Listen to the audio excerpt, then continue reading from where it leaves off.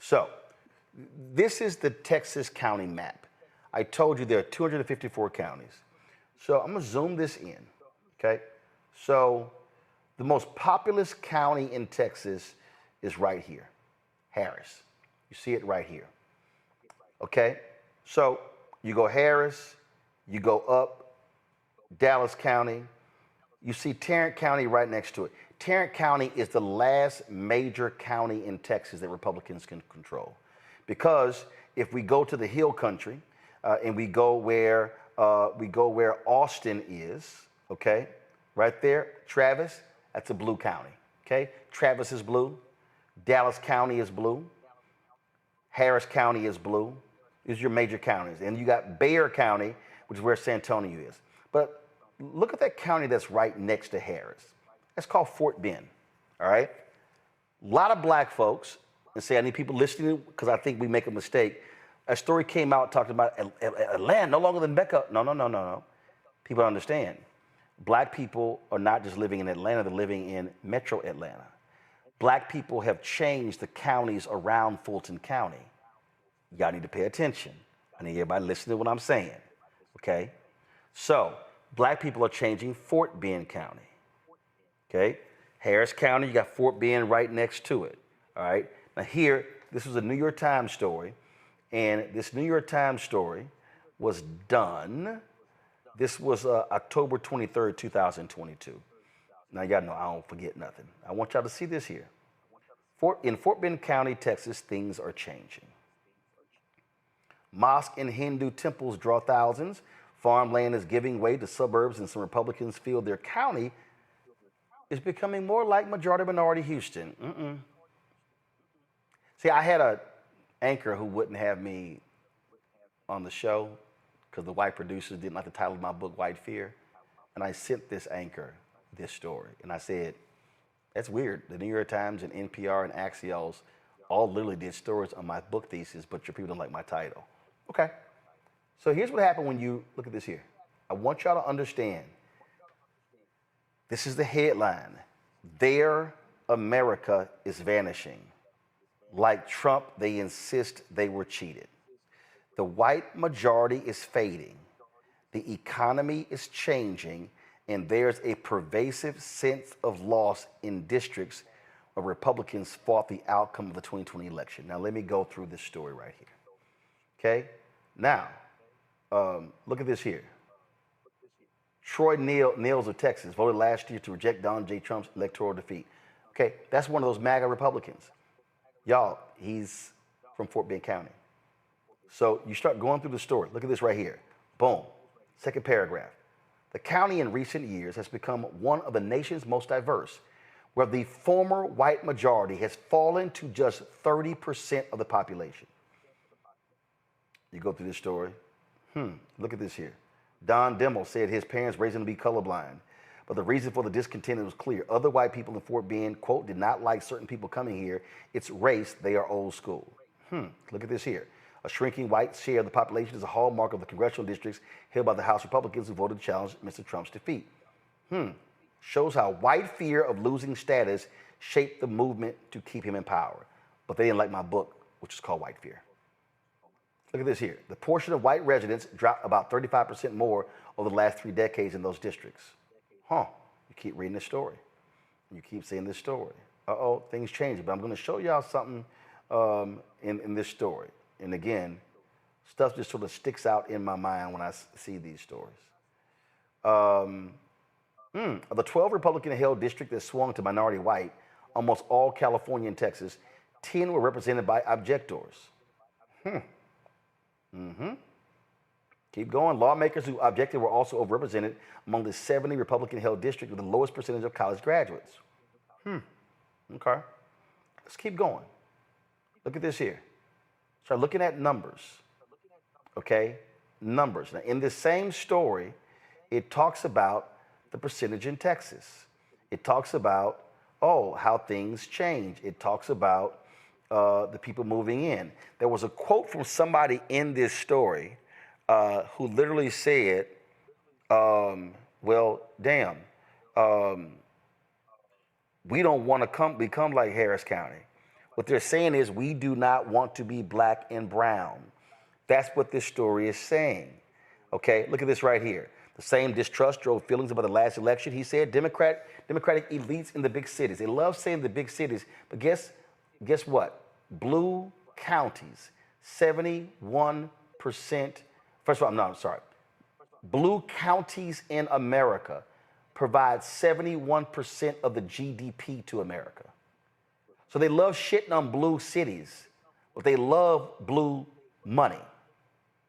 Republicans hate black people in Jackson, Mississippi. But guess what? Jackson, Mississippi funds the state of Mississippi. So the point I'm trying to walk through, Robert, here, y'all experienced this in Georgia.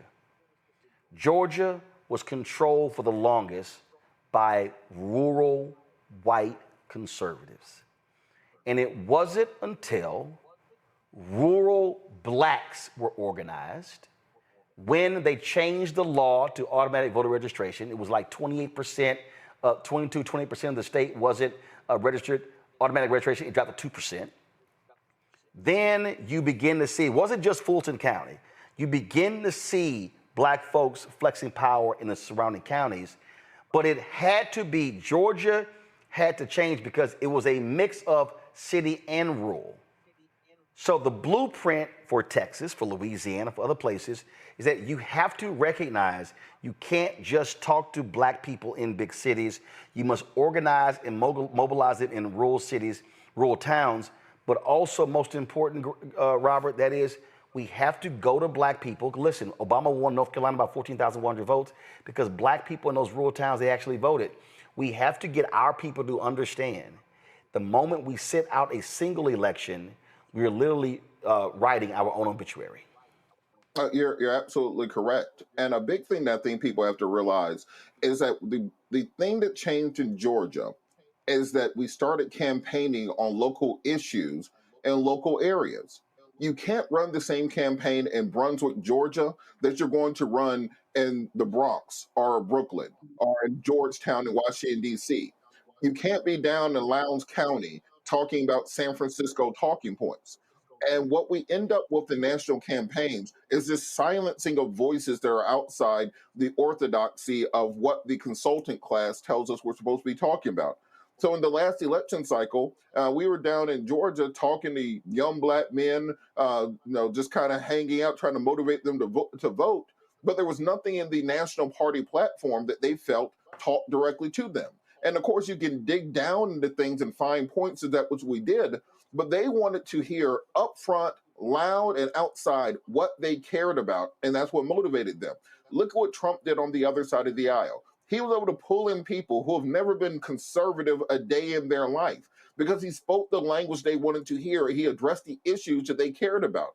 So for the party orthodoxy, I think that they're going to have a soul-searching moment where they leave the big cities, they leave the cocktail parties, they leave the Ivy League institutions, and they go talk to the actual people that they want to vote for them. And then they put policies in place that will affect them and will motivate them. And then magically, those people turn out and vote for you once they actually believe in what you're saying.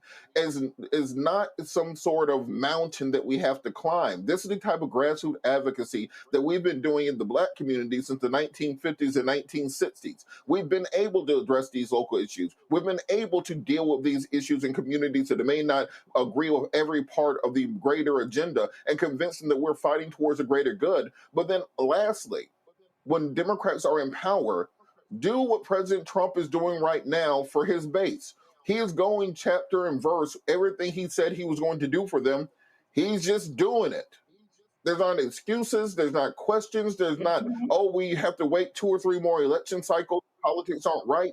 So when Democrats are back in power, if you want young black men voting, address the issues they tell you they want addressed. If you want rural black America voting, address the issues that they want you to address. Don't start forcing what you think the issues need to be on them. Address their issues and they will turn out. If you build it, they will come. So let me say this, and I know I'm going to move on. Again, it was not my intention to do a whole hour on this, but it just happened. This is the piece that, again, I need black people to really understand. And remember, y'all, when I did the breakdown, when I said I'm sick of hearing people talk about they tired. Greg, this is the thing that folk got to get. If you step back and actually study black communities, the reality is that there was a group of black people who were really responsible for mobilizing and organizing black communities. In many ways, the structure was the black church, it was the NAACP, and it was other black organizations. When Black Lives Matter began to really rise up, I remember having a lot of conversations with folks who were complaining about the organizations and the churches. And folks were saying, no, we're moving towards decentralized leadership. And they were talking about all these different things. And I said to them, all that sound great, but somebody got to make a decision.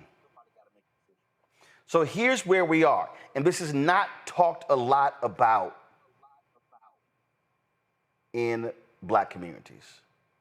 It's not talked about. That generation is becoming ancestors. Mm-hmm. So the problem is you had an infrastructure that was 365 that, to Robert's point, Greg, they worked the city council election, the school board election, the county commissioner's election, the DA's race, judicial races, state rep, state senate, gubernatorial, House, U.S. Senate, president. And what is happening is a younger generation has said, oh, we don't need to do that stuff because we've got social media. But here's the problem. You don't control the algorithm. Exactly. So when you are having town halls, community meetings, precinct blocks, precinct captains, going door to door, doing those things, you are literally touching your people. You don't know if you're talking to a real black person or a bot on social media.